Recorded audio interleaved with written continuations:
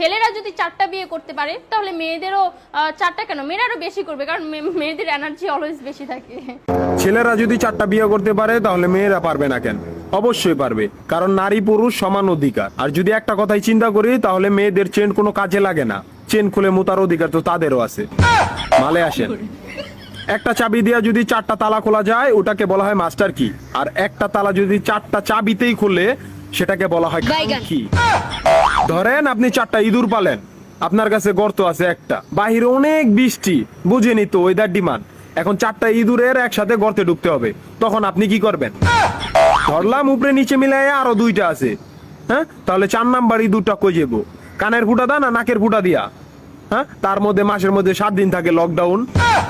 আমি মানি, আমি না শুধু সবাই মানে, মেয়েদের অনেক পাওয়ার, মেয়েদের অনেক এনার্জি। তাহলে দেশের মধ্যে ঘন ঘন লোডশেডিং হয় কেন?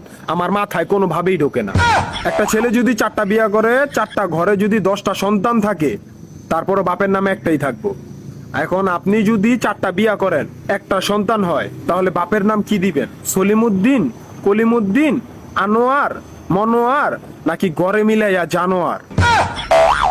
আপনি কি নারী না ঢাকা শহরের লোকাল গাড়ি? 30টা সিট ফুল, 20 জন দাঁড়ানো, তারপরও বলে পিছনে সিট খালি, ওঠেন তাড়াতাড়ি, পিছনে সিট খালি, ওঠেন তাড়াতাড়ি।